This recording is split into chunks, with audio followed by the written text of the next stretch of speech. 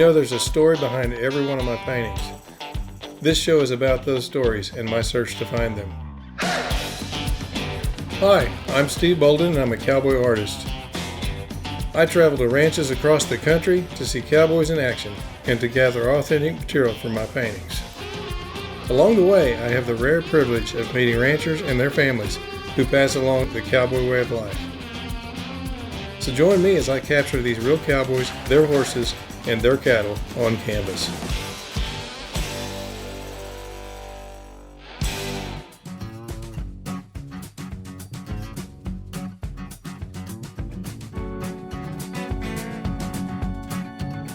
You'll usually find me on the wide open plains of the American West, but today I'm going somewhere a little different. It's a special place tucked away in the rolling hills of southwest Missouri. We drove through some real pretty country, over some hills and down, and a lot of green forest around. And then we went down this dirt road off of the main highway, turned into this long road, and there was a little cabin and sitting in the edge of the woods. And as soon as we drove across that gate and into that little patch of woods, it's like we stepped back in time. Anyway, it was really neat how this place looked. Chickens there, dogs, horses, and donkeys, and it was just a very relaxing, kind of a shelter, I would say, kind of like encased in this place where you wouldn't think about being distracted by anything else. There was woods all around, and it was just a really, really neat place.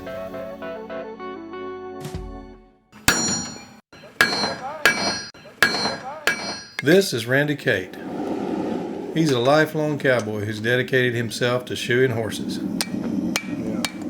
He always I know. Most days you'll find that Jake and Colton are around too. Randy has taught them the art of horseshoeing, and they've been working together for years. Now you're probably wondering why I came out to this little cabin in the woods. And then this is the horseshoe. Well, I've come here to meet Randy. This is the last year I rode saddle broncs. So this picture was in the National Cowboy and Western Heritage Award. You see, Randy is a bit of a Western legend. Yeah. Still have a copy of it there? Oh yeah. But it's not just for roping steers and breaking horses. Randy is a legend for saving lives. Randy's saved thousands and thousands of horses that most people would have given up on or had them put down.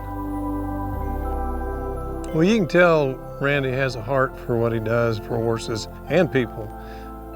He's got a big heart towards his passion here in saving the lives of horses.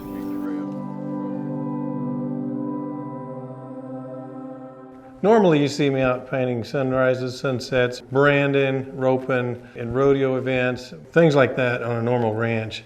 But today's program is a little different. We're going to show you a different aspect of the cowboy way of life through a man named Randy Cate. He's worked years and years to figure out how to help horses. I could tell this was going to be a great trip, so let me show you how we kicked it off that evening. It was about 8 in the evening, just before the sun went down. He started a fire immediately out in the front yard. We began to sit around the fire and enjoy visiting and just getting to know each other. And like that horse here, I know he's got something up his sleeve. I can see it in his eye. Yeah. He's tried Jake. Randy had all kinds of ranching stories to tell us. And I told Jake, watch him, he's got something up like stories about his early days and breaking horses across the country. They do. Yeah. When I was in Oklahoma, I worked for several ranches. So I'd go to Sulphur Horse Sale, pick up horses and start them and get them going. Well, every now and then you get a real knothead, And I can remember having a horse just like that. I'd get him going real good, and I thought, man, he's just doing great. We get right in there close, and some little something happened. It's like he's getting a little too hot, and he said, that's it, I'm bucking you off. And he'd throw me off. I hit the dirt a lot of times. Then Randy got his guitar out, and that was a surprise for me. I didn't know he knew how to play the guitar. My heroes have always been cowboys, and they still are, it seems. Sadly in search of, and one step in back of themselves, in a slow-moving dream.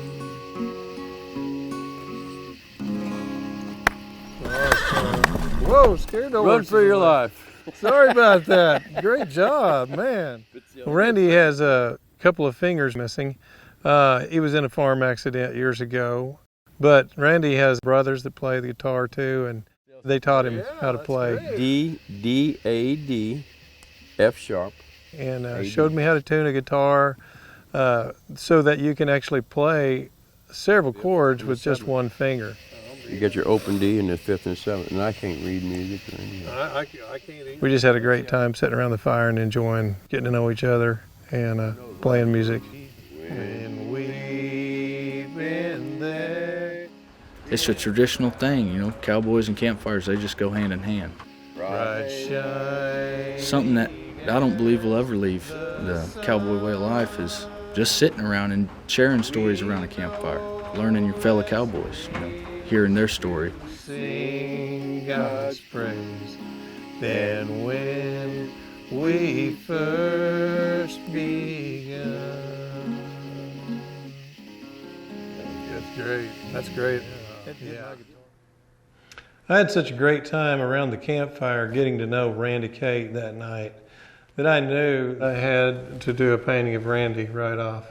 And I felt like I already kind of knew him from just talking that night. So the next day, we began the day, and he was sitting over there on the porch, and I thought, wow, that'd be a great painting. I didn't know why for sure exactly. It kind of one of these things that kind of evolved.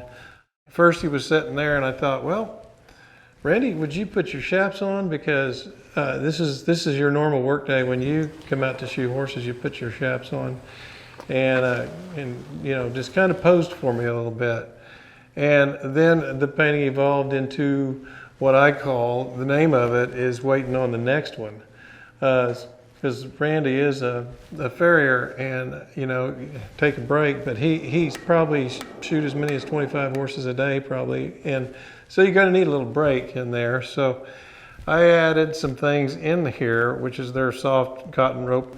In the background, I kind of added some horseshoes here and there to help tell the story that he is a horseshoer or a farrier, that's what they're known as.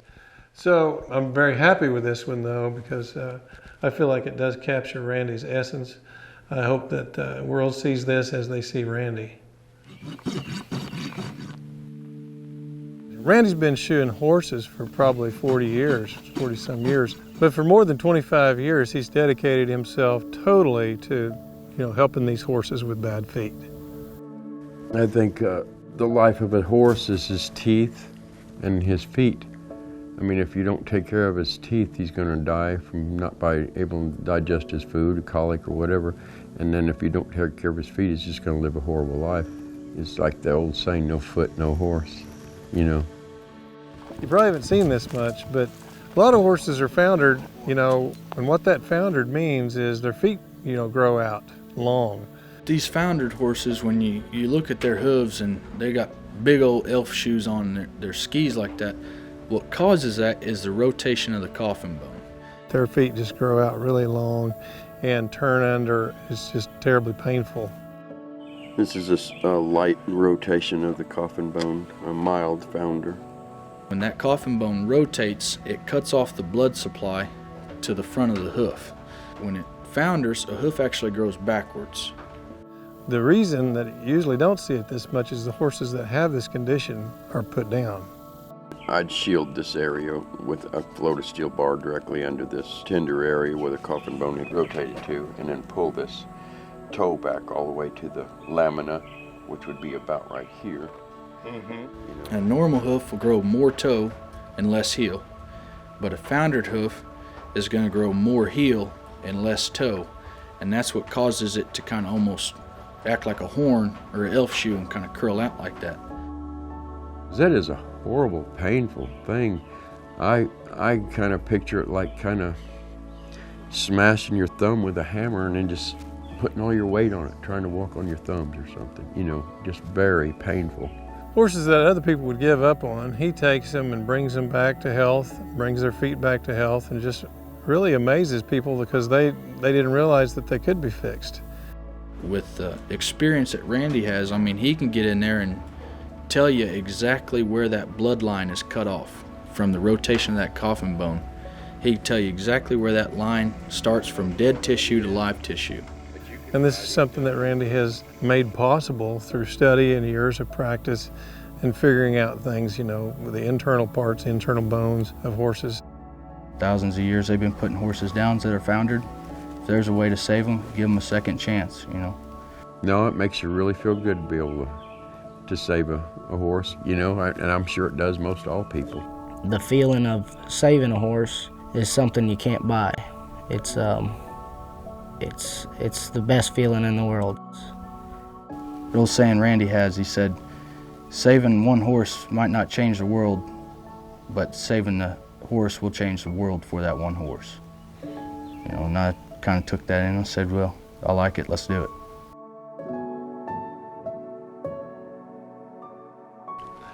Both Colton and Jake have been working with Randy for years and have gained a lot of knowledge from Randy's expertise.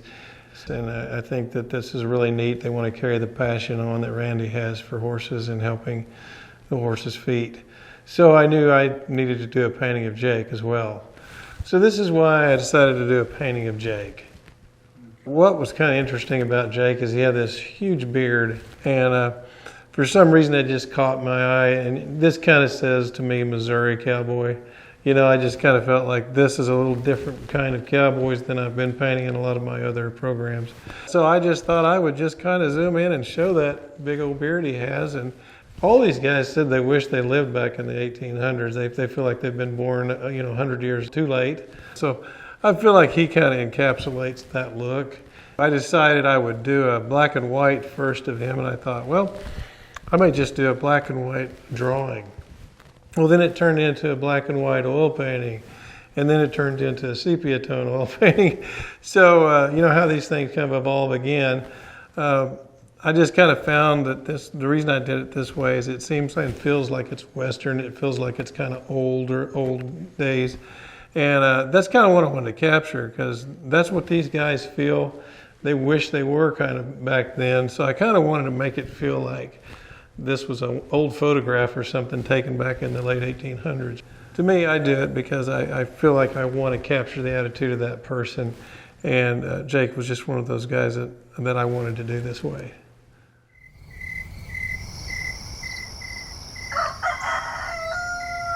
Say you got 20 head of horses you got to take care of in that day. The biggest thing that you can't skip out on, that's a good breakfast.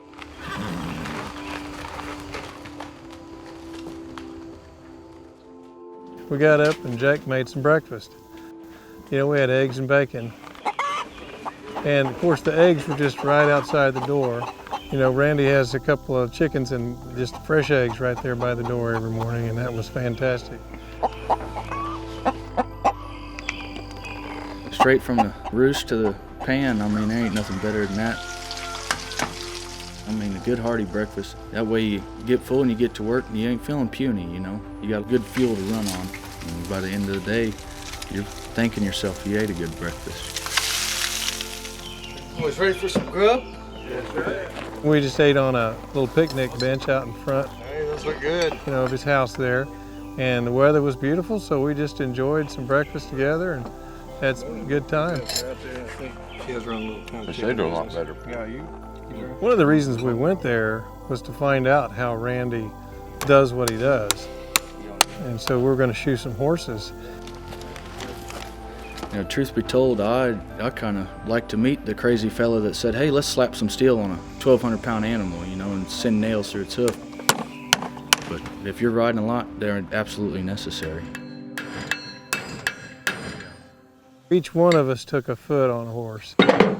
I would watch the other three do their feet first, just to kind of gather up what I needed to know, just to kind of eyeball it. But believe me, it's a lot different actually doing it than it is to watch somebody do it. Oh, okay.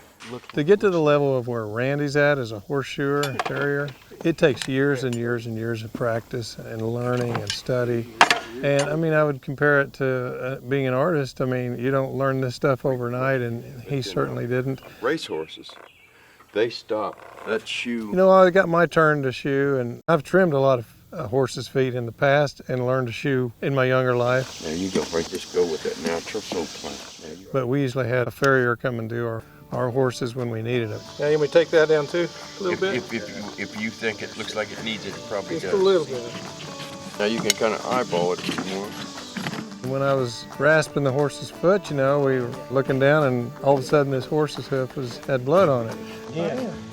I can tell you this, if you've ever met a shoer that ain't bled on his own tools, he ain't shod that many horses. And I thought, well, first I might have just cut his quick a little bit, But I looked and didn't find anything, and I didn't think about it. But it was my thumb that was bleeding because I was using the rasp on it, and those things are razor sharp. And I had rasped my own thumb, and I didn't even know it. That rasp will get you. I've had customers, I'll be working on their horse, and all of a sudden they're seeing blood on their tools and dripping on the floor or whatever, and they say, "Oh my God, is my horse bleeding?"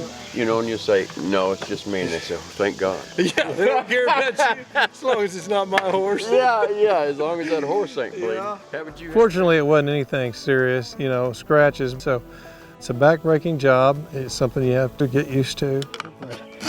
It really reminded me of how hard a job this is. The Cowboys' life can sure be hard, but most cowboys I know wouldn't trade it for the world. I recently had the opportunity to show my work at the offices of Moran & Reed and Kreger Financial. It was a grand opening of their new offices, and the guests seemed to really enjoy the evening. James Reed and Joe Kreger are accountants and financial advisors in Oklahoma City. They invited their closest friends, clients, and family for an evening of fellowship, fine food, and lots of paintings. Just recently completed a new office building, and we've just had the grand opening. This is a new building that my partner James Reed and I designed and built together. Even though they've run successful businesses for years, they both grew up working on their family ranches. James, his dad grew up on Reed Ranch in northwest Osage County, just about 40 miles east of my ranch, and so we're both have that north central Oklahoma ranching heritage. My great-grandfather came on the train with a saddle and a $10 bill, and he settled in Osage County, Oklahoma, and began his ranching career in the early 1900s. I grew up on Kreger Ranch at Tonkawa, Oklahoma. We have been ranching in Oklahoma for nearly 100 years now. It was great having Steve out at our event tonight. I mentioned to him our open house and suggested maybe he consider bringing some of his pieces out so that we could have a gallery of sorts. And it fit real well with what we were trying to do as far as decor. And he brought 35 paintings, and I think it was nice to be able to share that with some of our guests that wouldn't have met him otherwise. Yeah, I think it's neat. Everybody's commented about it tonight, and it was a nice surprise for me to see because I didn't know it was going to be here, and it's really been an enjoyable evening. So they had to go back and find us. I think I value the cowboy ethics more than anything, and Western art just kind of reminds me of that work ethic and the ethics of honesty and tradition that you see in the Southern Plains cowboy. I ran across and met Steve and was a fan of his show. He helped me identify a piece that I purchased for our office. He calls it Dad's Little Helper, and it's a painting with the father and his son, and the father appears to be helping the son adjust his cinch on his saddle, and I have fond memories of being with my father and my grandfather and stopping in the middle of the pasture and having him tighten up the cinch.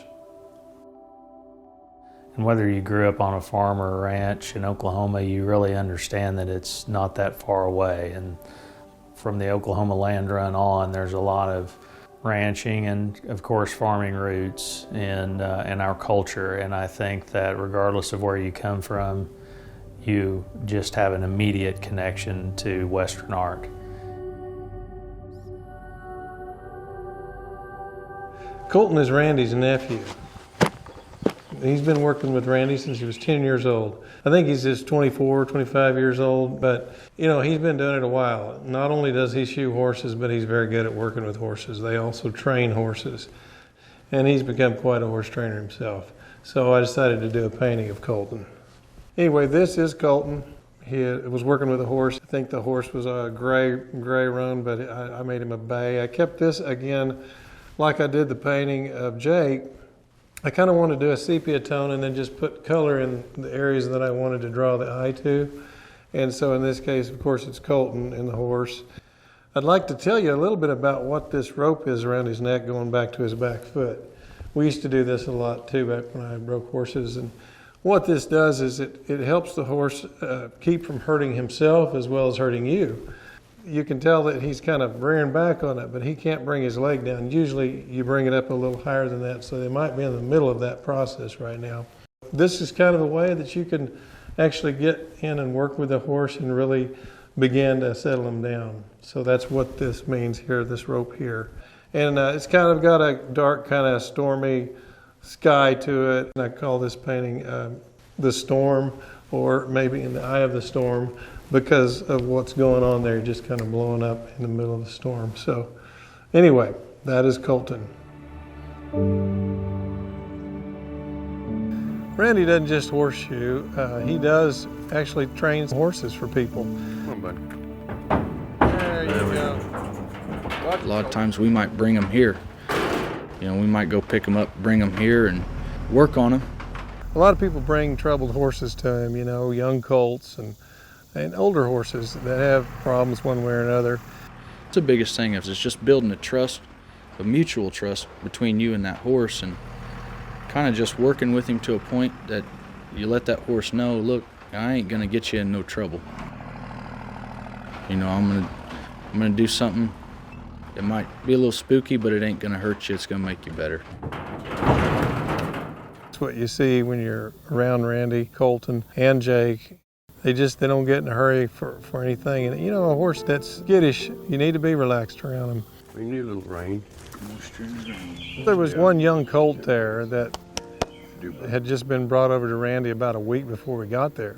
But they said they kind of felt bad when they brought him over. They said he looked a little wormy, which he does. But they brought him specifically for Randy and them to calm him down. He's gained a little bit of weight since he's been here.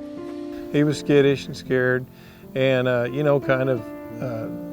just real young and needed to know a lot of manners. When he first got here, you couldn't get too close to him. You know, he'd jump all over the place, and he just didn't trust you. He needed to learn how to load in a horse trailer, so he fed him in the horse trailer. He had a real neat way of kind of calming him down as far as putting something on his back. When he's a grown horse and somebody gets on his back, it won't be that big of a deal to him. What we've got here with that little teddy bear, we like to call him Homer Williams.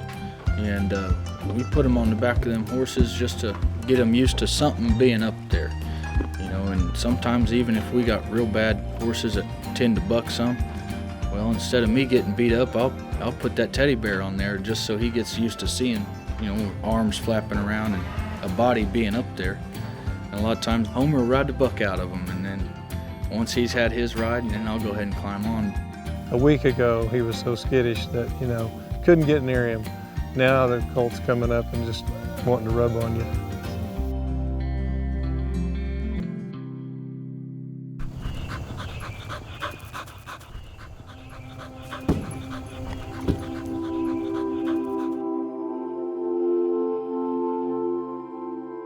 God put all these animals on this earth, and there's so many special things about them we don't even know. My God, what if horses, without horses, we wouldn't be nothing. They carried men into battle and everything else, and the men that rode those horses and during the war between the states and all, they loved them horses, and I'm sure the horses loved them too. Same with the dog. You can see it a lot of times in their eyes. You can, just like I was telling you, that one Rowdy, that red blaze-faced horse, he's got something up his sleeve. You can tell it, can't you? I mean, when the horse is a little ticklish or something, you can see it in his eyes and his actions. And then other horses are just kind of, whatever, let's just do it. Anything you want to do is fine with me, I don't care, And those are the kind of horses that are nice to have for a good workhorse. But But I think it's like human beings, every one of us are different, every single one of us. And I think it's the same way with horses, and dogs too. Well, we really had such an amazing time there at Randy's. Colton and Jake took a lot of time down to just show us their place. I really learned a lot from Randy. I think he loves people as much as he does horses. You can tell he's a patient man. When we were out there, you know, he decided to go out into the pasture and gather up his horses, and one of the horses he was bringing up was a wild Mustang. So I decided to paint this painting as the ultimate painting of the show. Randy was bringing in this horse, which is one of his horses he's had for 20-some years. This was a wild Mustang that he adopted when he was a very young colt, and trained him and has had him for a really long time, and just loved the atmosphere of that country down there. It's really different than what I'm used to in the wide open spaces. I was painting on this painting actually this morning before I brought it in, and probably will still paint it longer. So I could tell that the atmosphere was not receding like I wanted it to. That's where you walk back a ways and you look and back and forth and get those values where up here you got your brighter colors and then get that distance, you know, to create the atmosphere of bringing the main object forward. I hope Randy likes this painting. I feel like it kind of captures his place, his horses. That could have been him 100 years ago, you know, nothing modern is around at that point. So anyway, I feel like Randy would probably like this painting. I know I enjoyed painting it.